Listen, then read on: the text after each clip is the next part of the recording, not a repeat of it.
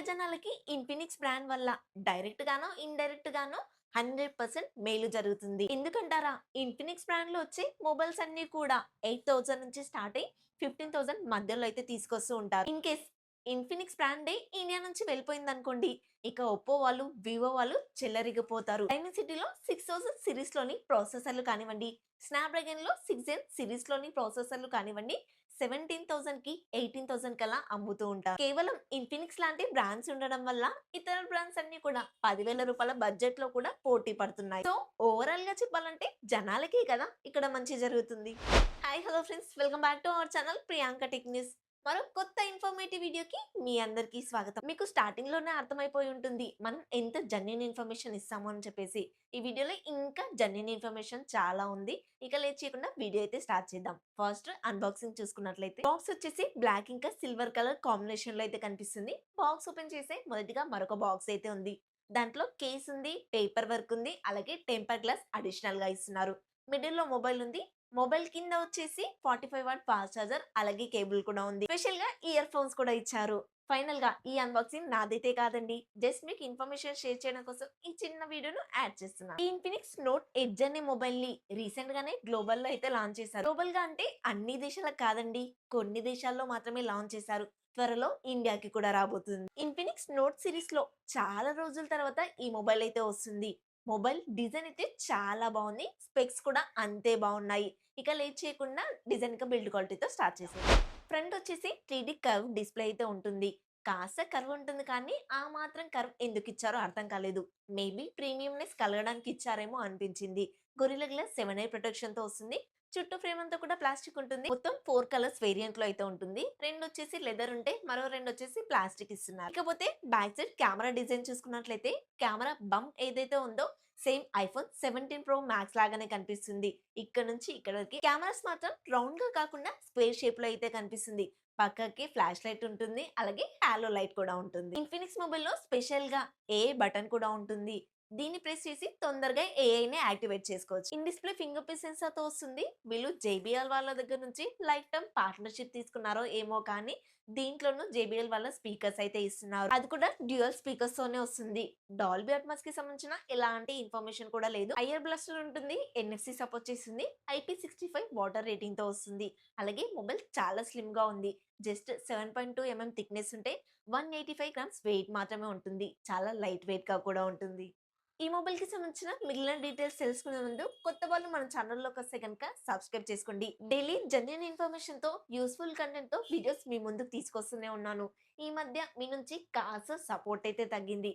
Actually 2025 వరకు 20K subscribers complete అయిపోతారేమో అనుకున్నాను. మనం 20K సబ్స్క్రైబర్స్ కి ఎక్కువ దూరంలో ఏం లేము, చాలా దగ్గరలోనే ఉన్నాము. మనం నెక్స్ట్ స్టేజ్ కి వెళ్ళాలన్నా, మన కంటెంట్ ఇంప్రూవ్ అవ్వాలన్నా మీ సపోర్ట్ తప్పకుండా అవసరం. లైక్ చేయండి, కమెంట్స్ పక్కనే హైపన్స్ ఉంటాయి, ఇవ్వడం అస్సలు మర్చిపోవద్దు. మొబైల్ స్లిమ్ గా ఉందని చెప్పేసి బ్యాటరీ సైజ్ తక్కువగా ఇస్తారని మాత్రం అస్సలు అనుకోకండి. 6500 mAh battery, 45 watt fast charger support చేస్తుంది. అది కూడా బాక్స్ లోనే ఇస్తున్నారు. బ్యాటరీ ఫుల్ అవ్వడానికి 1 అవర్ కన్నా ఎక్కువ టైమే తీసుకుంటుంది.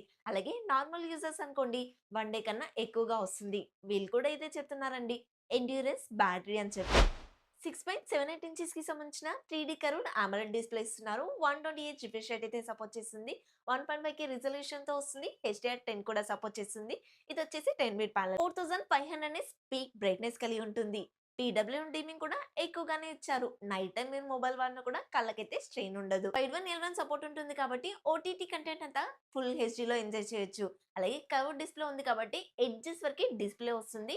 మూవీస్ అయితే చాలా బాగా ఎంజాయ్ చేశారు. అలాగే JBL వాళ్ళ డ్యూయల్ స్పీకర్స్ కూడా ఉంటాయి కాబట్టి చూస్తున్నప్పుడు కంటెంట్ చాలా బాగా అనిపిస్తుంది. డైమెన్సిటీ 7100 ప్రాసెసర్ ఇస్తున్నారు. 6 నానోమీటర్ మీద బిల్డ్ అవుతుంది. డైమెన్సిటీ 7050 కి ఈ ప్రాసెసర్ సక్సెసర్ అని చెప్పుకోవాలి. LPDDR5 స్టామ్ టెక్నాలజీతో వస్తుంది. UFS 2.2 మెమరీ టెక్నాలజీ ఉంటుంది. ఈ ప్రాసెసర్ నుంచి ఎక్కువ అయితే ఎక్స్పెక్ట్ చేయకండి.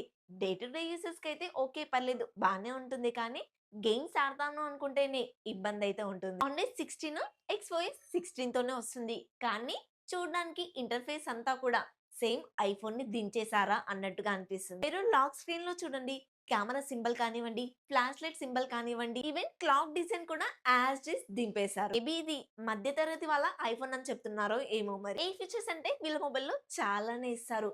స్పెషల్ గా వీళ్ళ దాంట్లో పిక్ ఏ బటన్ కూడా ఉంటుంది. 92 గిగ్ స్కోర్ గురించి పెద్దగా ఎక్స్పెక్ట్ చేయకండి.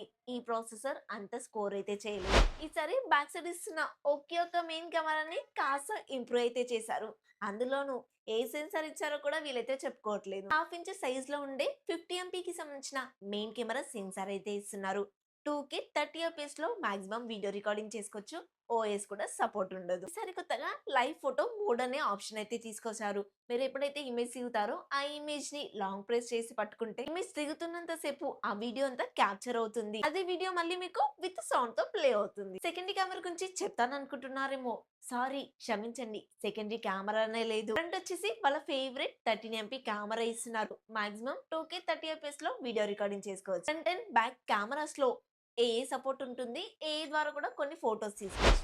ఈసారి ప్రాసెసర్ ని ఇంప్రూవ్ చేశారు. అలాగే బ్యాటరీ సైజ్ పెంచారు. బ్యాటరీ మేనేజ్మెంట్ కూడా ఇంప్రూవ్ చేశారు. బ్యాటరీ విషయంలో వీళ్ళు చెప్తుంది ఏంటంటే 2000 సైకిల్స్ వస్తుంది అంటున్నారు. అలాగే 6 years లైఫ్ వస్తుంది అని చెప్తున్నారు. డిస్ప్లే విషయంలో front gorilla glass 7A protection ఇవ్వడం కూడా కాస్త ఇంప్రూవ్మెంట్ అనిపించింది. ఈ మొబైల్లో మేజర్ ఇంప్రూవ్మెంట్ ఎక్కడ కనిపిస్తుంది అంటే వీళ్ళు ఎప్పుడైనా కూడా 1 year 2 years మేజర్ అప్డేట్స్ మాత్రమే ఇస్తారు. కానీ ఈ మొబైల్లో 3 years major updates, 5 years security updates ఇస్తామని ప్రామిస్ చేస్తున్నారు. గ్లోబల్ గా కొన్ని కంట్రీస్ లో లాంచ్ అయినప్పుడు 18,000 అయితే పెట్టారు. ఇండియాకైతే ఇంత ప్రైస్ అయితే ఉండదండి. నా గీస్ ప్రకారంగా 15,000 బడ్జెట్ లో తీసుకొస్తారేమో అనుకుంటున్నాను. ఇప్పుడు ర్యామ్, స్టోరేజ్ ల యొక్క ప్రైజెస్ పెరిగాయి కాబట్టి అంత బడ్జెట్ చెప్పాను.